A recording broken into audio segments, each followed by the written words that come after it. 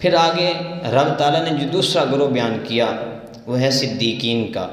اور جب صدیقین کی بات آتی ہے تو سب سے پہلے جو ذہن میں خیال آتا ہے وہ حضرت ابوبکر صدیق اکبر کا آتا ہے، کیونکہ آپ صدیقین کے سردار ہیں، سچوں کے سردار ہیں۔ صدیق کے تو دو ہی معنی ہیں، ایک ہے صدیق کا یار اور ایک ہے صدیق کا سچا، تو آپ سچے سچے بھی تھے اور آپ حضور علیہ الصلوۃ والسلام کے یار بھی تھے، حضور جانے جانا کے یار بھی تھے۔ اور دیکھیے کہ آپ کا راستہ کون سا تھا، آپ کا راستہ واضح کرنا چاہتا ہوں۔ حضرت ابوبکر صدیق کا راستہ کون سا تھا؟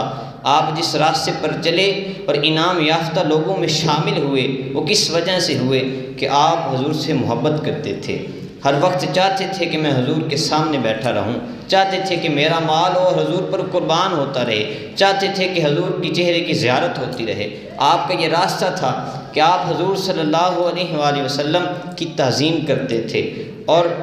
حضور سے محبت کرتے تھے، حضور کی ہر سنت پر عمل کرتے تھے، حضور کی ہر ادا کو اپنی ادا بنا لیتے تھے۔ یہ صدیق اکبر کا راستہ تھا، اور جو آپ کو مقام ملا وہ تعظیم رسول سے ملا، کیونکہ آپ نے حضور سے محبت کی، تعظیم کی۔ یہ صدیق اکبر کا راستہ تھا۔ صحیح بخاری میں حدیث موجود ہے کہ حضرت ابوبکر صدیق رضی اللہ تعالی عنہ آپ نماز پڑھا رہے ہیں ظہر کی، کیونکہ حضور صلی اللہ علیہ وآلہ وسلم آپ بنی عمر بن عوف کی طرف تشریف لے گئے، تو پیچھے حضرت ابوبکر ظہر کا نماز کا وقت ہو گیا، تو حضرت ابوبکر صدیق نماز پڑھا رہے ہیں ظہر کی۔ تو اب نماز کی پہلی رکعت ہے، حضور آ جاتے ہیں، حضور صفوں کو چیرتے ہوئے آگے آ رہے ہیں، ایک صف گزرتے ہیں، صحابہ کرام تالیاں بجانا شروع کر دیتے ہیں۔ پہلی صف پر جب آتے ہیں تو صحابہ کرام تالیاں بجاتے ہیں، اس طرح اپنے ہاتھ پر ہاتھ مارتے ہیں، تو حضرت صدیق اکبر متوجہ ہوتے ہیں اور دیکھتے ہیں کہ کون آیا، پتہ چلتا ہے کہ حضور آ گئے ہیں، حضور آ گئے ہیں۔ اور پھر آپ پیچھے ہٹتے ہیں، مصلی سے پیچھے ہونا شروع ہوتے ہیں، تو حضور فرماتے ہیں ابو بکر مصلی پر ٹھہرا رہ، جماعت کرا، لیکن صدیق اکبر رکتے نہیں ہیں، پیچھے ہو جاتے ہیں تعظیم رسول میں۔ اور جب حضور آگے بڑھ کر نماز پڑھاتے ہیں، سلام پھیرتے ہیں اور حضور پوچھتے ہیں اے ابو بکر میں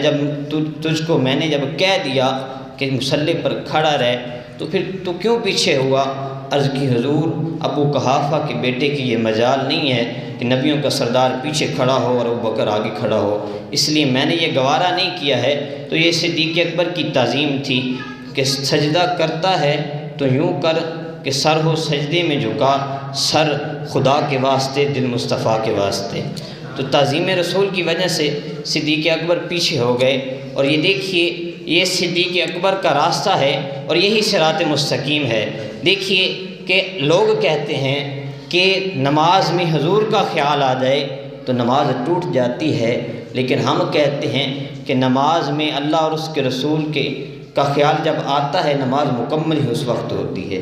کہ نماز ٹوٹے گی نہیں، جب حضور کا خیال آئے گا تو نماز اپنی بلندیوں پر چلی جائے گی۔ حضور کی خیال مصطفیٰ ہی، نماز دو چیزوں کا نام ہے، ایک رب کا خیال اور دوسرا مصطفیٰ کا خیال،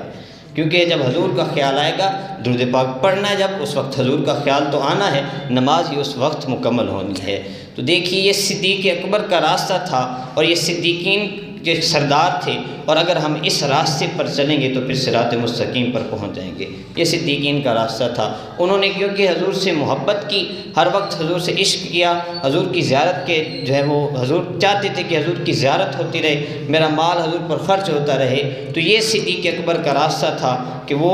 تعظیم رسول میں اپنے آپ کو انہوں نے سرشار کیا ہوا تھا، محبت رسول میں اپنے آپ کو سرشار کیا ہوا تھا۔